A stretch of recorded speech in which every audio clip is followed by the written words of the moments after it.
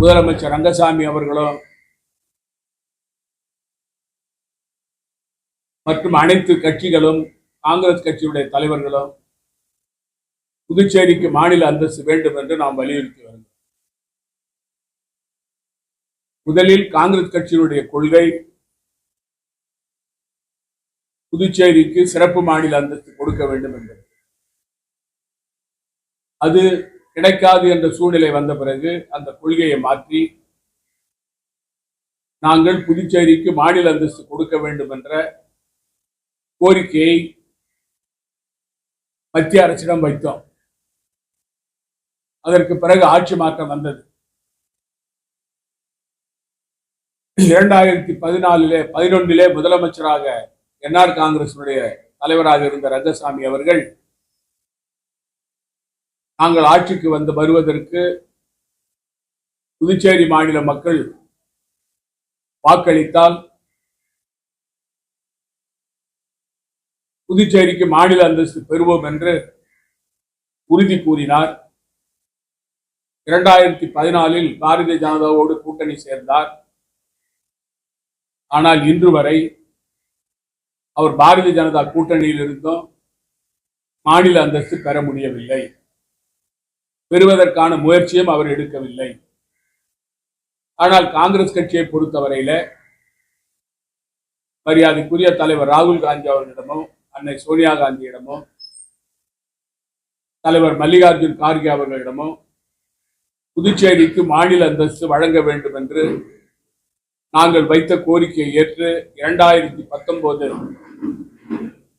பாராளுமன்ற தேர்தல் அறிக்கையிலே மத்திய தேர்தல் அறிக்கையிலே புதுச்சேரிக்கு மத்தியில் காங்கிரஸ் தலைமையில் ஆட்சி மத்தியிலே வந்தால் புதுச்சேரிக்கு மாநில அந்தஸ்து வழங்கப்படும் என்று அறிவிக்கப்பட்டது. ஆனால் 2019 நாங்கள் ஆட்சிக்கு மத்தியில் வர முடியவில்லை. ஆனால் மத்தியில் இருந்த மோடி ஆட்சியை அவர்களுக்கு அழுத்தம் கொடுத்து இன்றைய வரை முதலமைச்சர் ரங்கசாமி அவர்கள் மாநில அந்தஸ்து பெறுவதற்கான நடவடிக்கை எடுக்கவில்லை. இப்பொழுது 2024 பாராளுமன்ற காங்கிரஸ் தேர்தல் அறிக்கையில மிக தெளிவாக மத்தியில் காங்கிரஸ் தலைமையில் ஆட்சி வந்தால், இந்தியா கூட்டணி ஆட்சிக்கு வந்தால் புதுச்சேரிக்கு மாநில அந்தஸ்து பெறுவோம் என்று நாங்கள் மக்களுக்கு, புதுச்சேரி மாநில மக்களுக்கு உறுதி கொடுத்திருக்கிறோம். அதன் அடிப்படையில் கண்டிப்பாக ஜூன் மாதம் 4ஆம் தேதிக்கு பிறகு இந்தியா கூட்டணி இந்திய நாட்டில் ஆட்சி அமைக்கும். ஆட்சி அமைத்த 3 மாதத்தில் புதுச்சேரிக்கு மாநில அந்தஸ்தை நாங்கள் பெறுவோம். அதற்கான நடவடிக்கைகளை நாங்கள் ஜூன் மாதம் ஆரம்பித்து 3 மாதங்களில் பாராளுமன்றத்தில் அதற்கான சட்டத்தை நிறைவேற்றி புதுச்சேரிக்கு மாநில அந்தஸ்து பெறுவோம் என்று நாங்கள் உறுதியளிக்கிறோம். மாண்புமிகு புதிதாக புதுச்சேரி மாநிலத்திற்கு பொறுப்பு துணைநிலை ஆளுநராக இருக்கின்ற டி.பி. ராதாகிருஷ்ணன் அவர்கள் அவர் துணைநிலை ஆளுநர் பொறுப்பை ஏற்ற பிறகு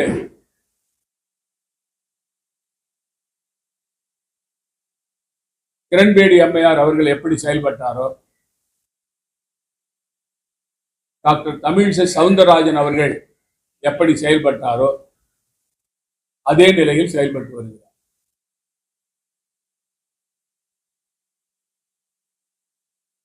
புதுச்சேரி மாநிலத்தில் காங்கிரஸ் தலைமையில் ஆட்சி இருந்த சமயத்தில் கிரண்பேடி அவர்கள்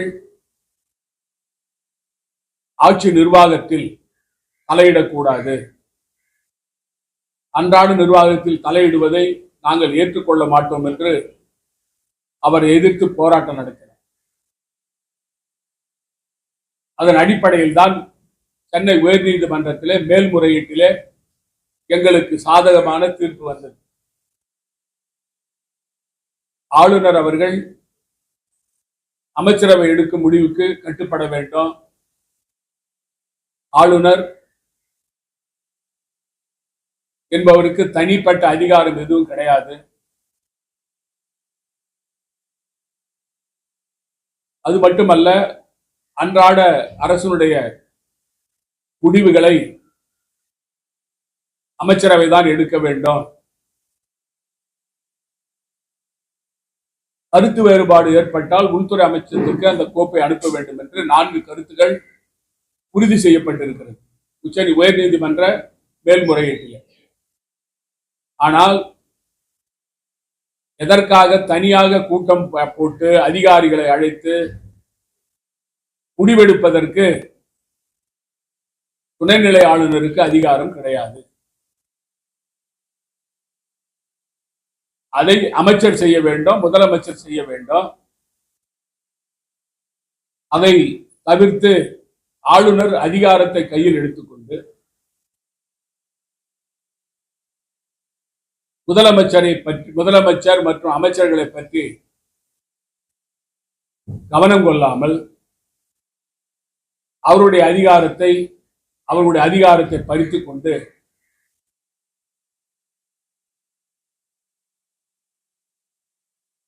நகர வளர்ச்சி குழு மற்றும் கொம்யூன் பஞ்சாயத்துகள், முனிசிபாலிட்டிகள் இவர்களுடைய அதிகாரிகளை அழைத்து கூட்டம் போடுகிறார், முடிவை அறிவிக்கிறார். அது அந்த சம்பந்தப்பட்ட அமைச்சருக்கு தெரியாது. துணைநிலை ஆளுநர் நிர்வாகத்தில் தனக்கு ஒரு கருத்து இருந்தால் அதை எழுத்துப்பூர்வமாக சம்பந்தப்பட்ட துறையினுடைய அமைச்சருக்கோ முதலமைச்சருக்கோ அனுப்ப வேண்டுமே தவிர தனிப்பட்ட முறையில் துணைநிலை ஆளுநர் அவர்கள் அதிகாரிகளை அழைத்து கூட்டம் போட்டு முடிவெடுத்து அதை நிறைவேற்ற சொல்வதற்கு அதிகாரம் கிடையாது. ஆனால் சில விஷயங்களில் அவர் தலையிட்டிருக்கிறார். அது வரவேற்கத்தக்கது. ஒன்று, கஞ்சா விஷயத்தில் 3 மாதத்தில் புதுச்சேரி மாநிலத்தில் கஞ்சாவை ஒழிப்போம் என்று கூறியிருக்கிறார். பொறுத்திருந்து பார்ப்போம். இந்த ஆட்சியாளர்களால் செய்ய முடியாதே அவரால் செய்ய முடியுமா என்று. இரண்டாவது, குப்பை வாருவதில் சரியான முறையில் நடைபெறவில்லை என்று நடவடிக்கை எடுத்திருக்கிறார். இந்த குப்பை வாருவதில் சரியாக நடக்கவில்லை என்பதற்கு முக்கியமான காரணம், இந்த குப்பை வாருவதற்கான டெண்டர் விடப்பட்டதில் மிகப்பெரிய அளவில் கோடிக்கணக்கான ரூபாய்கள் கைமாறி இருக்கிறது. அதனால்தான் அந்த டெண்டர் எடுத்தவர்கள் எந்த விதிமுறையும் இல்லாமல் மக்கும் குப்பை, மக்காத குப்பை என்று தரம் பிரிக்காமல் அதிகப்படியான தொகைக்கு ஒரு டன்னுக்கு 2000 ரூபாய்க்கு மேல் வசூல் செய்து பணிபுரிகிறவர்களுக்கு குறைந்த சம்பளத்தை கொடுத்து கொள்ளையடிக்கிறார்கள். இவர்களுக்கு லஞ்சம் கொடுத்ததன் காரணமாக டெண்டர் எடுத்தவர்கள் தரமற்ற வேலையை செய்கிறார்கள். அதற்கு துணைநிலை ஆளுநர் என்ன நடவடிக்கை எடுக்கப் போகிறார்? இது சம்பந்தமாக பல முறை நாங்கள் பேட்டி கொடுத்திருக்கிறோம். 18 ஆண்டு காலம் குப்பை டெண்டர் விடுவதற்கான நடவடிக்கை எடுக்கப்பட்டது. அறிக்கை விட்ட பிறகு அது தடுத்து நிறுத்தப்பட்டிருக்கிறது. இந்த குப்பை வாருகின்ற டெண்டரிலே மிகப்பெரிய ஊழல் நடந்திருக்கிறது. புதுச்சேரி மாநிலத்தில் குறிப்பாக நிர்வாகத்துறையில்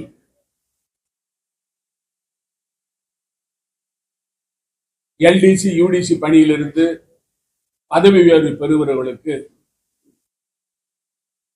பெறுகிறவர்களுக்கு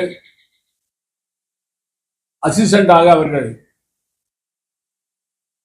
நியமிக்க வேண்டும் என்றால் அவர்களை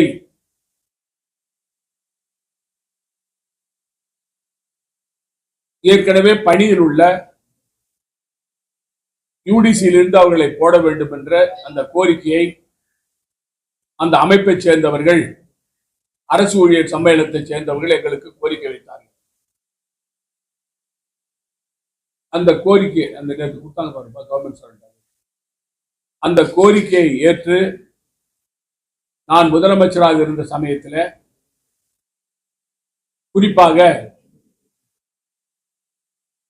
அசிஸ்டண்டாக நியமிக்கப்படுகிறவர்கள் மிக குறைந்த அளவிலே இருக்கிற காரணத்தால் 100% பதவி உயர்விலே அவர்களை நியமிக்க வேண்டும் என்று நாங்கள் முடிவு செய்தோம். அதாவது டிசம்பர் மாதம் 2020.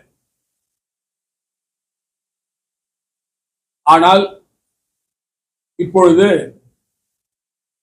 மத்தியில் உள்ள யுபிஎஸ்சி ஆனது இந்த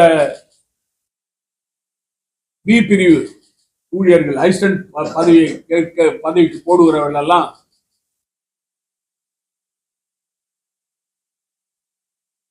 அதை நிரப்புவதற்கான விதிமுறைகளை மாநில அரசே செய்து கொள்ளலாம் என்று அதிகாரத்தை புதுச்சேரி மாநில அரசுக்கு யுபிஎஸ்சி கொடுத்திருக்கிறது. இதுதான் இந்த கடிதம், நான் அனுப்பின கடிதம் 33/3/12/2020 நான் அனுப்பிய கடிதம். அதாவது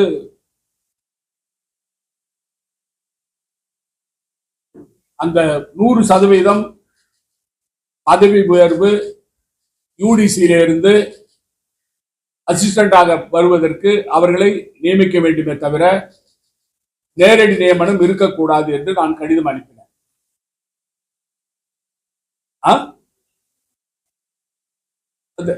அதுதான் வர நான் 2021 ஆட்சி மாற்றம் வந்தது.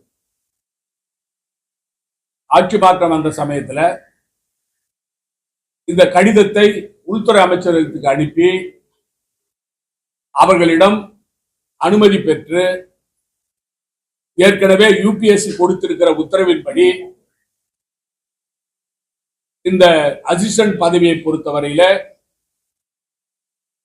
மாநில அரசே அதை செய்திருக்க வேண்டும். மாநில அரசுக்கு அதிகாரத்தை யுபிஎஸ்சி ஏற்கனவே கொடுத்திருக்கிறது. ஆனால் அதை செய்யாமல் புதுச்சேரி மாநில அரசு அந்த அதிகாரத்தை மறுபடியும் திரும்பவும்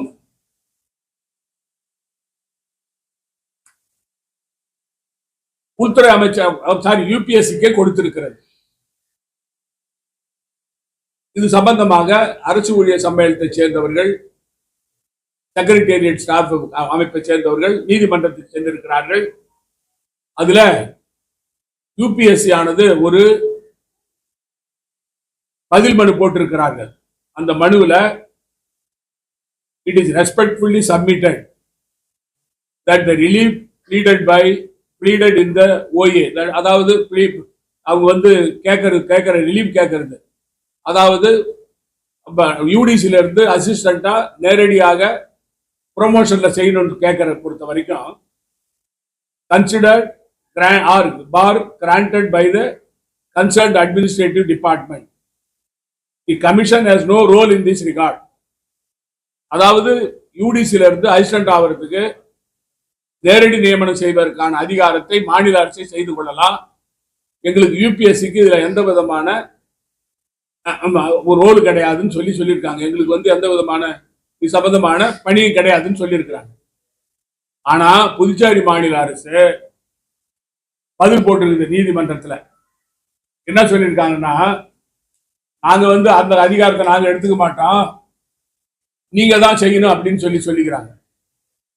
அதுக்கு காரணம் என்னன்னா, இது உள்துறை அமைச்சரகம் அதுக்கு ஒப்புதல் கொடுத்தாகணும். அதை வாங்காம மறுபடியும் அந்த யுபிஎஸ்சிக்கு அந்த அதிகாரத்தை புதுச்சேரி மாநில அரசு மாண்புமிகு முதலமைச்சர் ரங்கசாமி தலைமையில் உள்ள அரசு கொடுத்திருக்கிறது. ஒரு புறம் மாநில அந்தஸ்து கேட்கிறோம், ஒரு புறம் மாநிலத்துக்கு எல்லா அதிகாரத்தையும் கொடுக்கணும்னு கேட்கிறோம். நிர்வாக அதிகாரம் வேணும்ன்றோம், நம்ம சட்டம் இயற்றுறதுக்கான அதிகாரம் வேணும்ன்றோம், அது நிதி சம்பந்தமான அதிகாரம் வேணும்ன்றோம் மாநிலங்களை போல. ஆனால் இன்னொரு புறம் புதுச்சேரிக்கு உள்ள அதிகாரத்தை யூபிஎஸ்ஏ நமக்கு கொடுத்த பிறகு அது வேண்டாம் என்று சொல்லி திருப்பி நீங்களே வைத்துக் கொள்ளுங்கள் என்று சொல்லுகின்ற ஒரு மோசமான அரசை இப்பொழுது புதுச்சேரி மாநிலத்தில் நாம் பார்க்கிறோம். இதனால் சுமார் 230க்கு மேற்பட்ட 267க்கு மேற்பட்ட அசிஸ்டன்ட் பதவிகள் காலியாக இருக்கின்றன. அது நியமிக்கப்படவில்லை. இதுக்கு காரணம் இப்பொழுது ஆளுகின்ற என்ஆர் காங்கிரஸ் பிஜேபி ஆட்சி. நிர்வாகத்தை பற்றி அவங்களுக்கு கவலையே கிடையாது. கொள்ளை அடிக்கிறது தவிர வேற வேலை இல்லை. அப்புறம் காரைக்கால்ல இந்த காரைக்கால் புதுச்சேரியை பொறுத்த வரைக்கும் விவசாயிகளுக்கு மானியம் கொடுத்தோம். நம்ம நெல்லு பயிர் வச்சா 10,000, மணிலா பயிர் வச்சா 10,000, கரும்பு பயிர் வச்சா 10,000 மானியம் ஒரு ஏக்கருக்கு. அதே போல பருத்தி பயிர் வச்சா 10,000, சிறுதானியம்னா 5,000 கொடுத்தோம். அது இப்பொழுது தொடர்ந்து நடைமுறையில் இருக்கிறது. காரைக்கால்ல பருத்தி விளையிறது 100 ஏக்கர் தான் இருந்தது. நாங்க அந்த திட்டத்தை அறிவிக்கிறதுக்கு முன்ன, இந்த திட்டத்தை அறிவித்த பிறகு இப்பொழுது அது 2,500 ஏக்கருக்கு மேல் காரைக்கால் விவசாயிகள் அந்த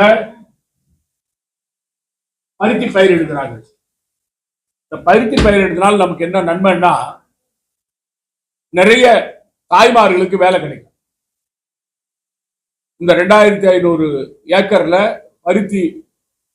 பருத்தி எடுக்கிறது, பஞ்சு எடுக்கிறது, நிறைய கிராமப்புற தாய்மார்களுக்கு வேலை கிடைச்சது.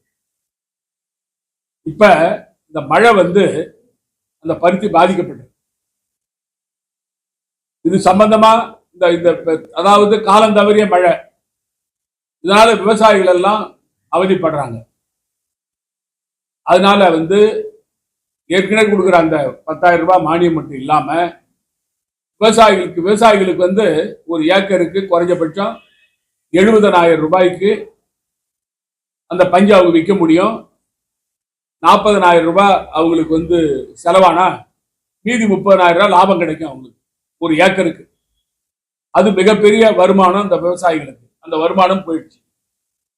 அதனால அந்த விவசாயிகளுக்கு உடனடி நிவாரணம் அதை கணக்கிட்டு மாநில அரசு கொடுக்க வேண்டும் என்று நான் கேட்டுக்கொள்கிறேன். இந்த புதுச்சேரியில இப்ப மக்கள் நடமாட முடியல. ஒரு பக்கம் ரெஸ்டோ பாரு, இன்னொரு பக்கம் இந்த திருமண மண்டபம் பூரா எல்லாமே எந்தவித வாகனங்களை நிறுத்தத்துக்கு வழி இல்லாம தெருவில் விடுறது. அது மட்டும் இல்லாம பல ஆக்கிரமிப்புகள், தெருவில் ஆக்கிரமிப்புகள் இருக்கின்றன. திருமண நாட்கள், விழா இருக்கிற நாட்கள்லாம் நகர பகுதியில வாகனங்கள் செல்ல முடியல, மோட்டார் சைக்கிள் செல்ல முடியல, நிறைய விபத்துகள் ஏற்படுகிறது. இதற்கான நடவடிக்கையை இந்த அரசு ஒன்றுமே செய்யல. ஏற்கனவே எங்க ஆட்சி காலத்துல ஒப்புதல் பெறப்பட்டு சவாலியர் சிவாஜி கணேசனுடைய சிலையிலிருந்து ராஜீவ்காந்தி சிலை வரைக்கும் மேம்பாலம், ராஜீவ்காந்தி சிலையிலிருந்து இந்திரா காந்தி சிலை வரைக்கும் மேம்பாலத்துக்கான நிதி ஒதுக்கப்பட்டது. அதற்கு இவங்க வரைபடமும் தயாரிச்சிருக்கிறாங்க. இப்ப அது கடப்புல போடப்பட்டிருக்கிறது. அந்த மேம்பாலம் கட்டினா பெரிய அளவுல நம்ம இந்த நெரிசலை வாகன நெரிசலை குறைக்க முடியும். இதை விட மோசமான நிலை என்னன்னா, நீங்க அந்த முருகப்பாக்கம் மேம்பாலத்திலிருந்து முதலியார்பேட்டை வரைக்கும் வாகனங்கள் ஊர்ந்து செல்ல வேண்டிய ஒரு நிலை. 3/4 மணி நேரம் ஆகுது ஒரு வண்டி போறது. அதாவது காலையில பள்ளிக்கூடம், அலுவலகம் போய் செல்பவர்களுக்கு, மாலையில வீடு திரும்பி செல்பவர்களுக்கு மிகப்பெரிய அளவுல நேரம் செலவாகும். பிள்ளைகள் காலத்தோட பள்ளிக்கு போக முடியல. ஆக்கிரமிப்புகள் நிறைய இருக்கு. அதாவது முருகப்பாக்கம், நயினார் மண்டபம், முதலியார்பேட்டை இந்த பகுதியில சாலை அகலப்படுத்தணும். அப்படி இல்லைன்னா மாற்றுப்பாதை போடணும். அதற்கான எந்த திட்டமும் இந்த ஆட்சியாளர்கிட்ட இல்லை. அதே போல இந்திரா காந்தி சிலை, ராஜீவ் காந்தி சிலையில மேம்பாலம் கட்டியாகும். மேம்பாலம்னா அதாவது கிழக்குல இருந்து மேற்கு மேம்பாலம். இந்த மேம்பாலம் கட்டினாதான் இந்த இந்த போக்குவரத்தையும் நம்ம சமாளிக்க முடியும். அதாவது 15 நிமிடம் ஒருவர் இந்த இந்திரா காந்தி சிலை சிக்னல்ல இருந்து அந்தாண்ட போறதுக்கு நேரம் ஆகும். அதே போல ராஜீவ்காந்தி சிலைக்கு வருது. இதை இந்த ஆட்சியாளர்கள் சிந்திச்சாங்களா என்னன்னு தெரியல. இப்பொழுது புதுச்சேரியில சுற்றுலா பயணிகள் வெள்ளி சனி ஞாயிறுல வர்றதுனால வர்ற நெரிசல், விழாக்கள்னால வர்ற நெரிசல், திருமண மண்டபங்களுக்கு உள்ள வர்ற கூட்டம், இதெல்லாம் புதுச்சேரி மாநிலத்துல மக்கள் நடமாட முடியாத ஒரு நிலை. ஒரு பக்கம் இந்த ரெஸ்டோ பார்களுடைய தொல்லை, இன்னொரு பக்கம் போக்குவரத்து நெரிசல். மக்கள் பெரிய அளவுல உள்ளூர் மக்கள் பாதிக்கப்படுறாங்க. அவங்களுக்கு தான் எந்த விதமான பாதுகாப்பு இல்லாத ஒரு நிலை. இத கவனத்தில் கொண்டு இந்த ஸ்மார்ட் சிட்டி திட்டத்துல அவங்க வேகமா வேலையை செய்யணும். அதாவது ஸ்மார்ட் சிட்டி திட்டத்துல இன்னும் நிறைய திட்டம் இருக்கு. உங்களுக்கு சாலை அகலப்படுத்தி எலக்ட்ரிக் பஸ் விடுறது இருக்கு, சைக்கிள் போறதுக்கான வழி இருக்கு. அந்த நகர பகுதியில அதாவது எல்லா பூரா மின்சாரம் போற அந்த அதெல்லாம் புதைவடம் போட்டு மின்சாரம் அனுப்புறதுக்கான திட்டம், 24 மணி நேரம் குடி தண்ணீர் திட்டம் ஒண்ணுமே நடைபெறல. அதாவது ஏதோ நிர்வாகம் நடக்குது தவிர இந்த நிர்வாகத்துல வளர்ச்சி திட்டம் ஒண்ணு இல்லை, வேலை வாய்ப்பு கிடையாது. ஏதாவது புதிய அரசு வேலை வாய்ப்பு ஒண்ணுமே நடக்கல. நிறைய பதவி காலியா இருக்கு, 10,000 பதவி காலியா இருக்கு. இந்த ஒரு 400 பேர் காவல்துறையை போட்டாங்க, ஒரு எல்டிசி யூடிசி போட்டாங்க. இது ஒரு மொத்தம் 900 பேர் போட்டதோட அப்படியே நிக்குது. முதலமைச்சர் என்ன சொன்னாரு? 2021 தேர்தலில் வாக்குறுதி, நாங்க ஆட்சிக்கு வந்தா அந்த ஒரு வருஷத்துல 10,000 பேருக்கு வேலையை கொடுப்பேன்னு சொன்னாரு. உடனே ஆட்சிக்கு வந்த ஒரு வருஷத்துல கொடுப்பேன்னு சொன்னாரு. இப்ப 3 வருஷம் முடிஞ்சு போச்சு, வீட்டுக்கு போற நேரம் வந்துடுச்சு. அதுவும் நடக்கல. அதாவது ஒட்டுமொத்தமா இந்த ஆட்சியை பொறுத்த வரைக்கும் ஒரு ஸ்தம்பித்து போயிருக்கு. செயல்படாத ஒரு அரசாக என்ஆர் காங்கிரஸ் பாஜக ஆட்சி இருக்குது. இந்த ஆட்சியாளர்கள் கொள்ளையடிக்க தவிர வேற ஒண்ணும் செய்யல. எவ்வளவு சீக்கிரம் அந்த ஆட்சிக்கு முடிவு கட்டமோ அது புதுச்சேரி மாநில மக்களுக்கு மிகப்பெரிய விமர்சனமா இருக்கு.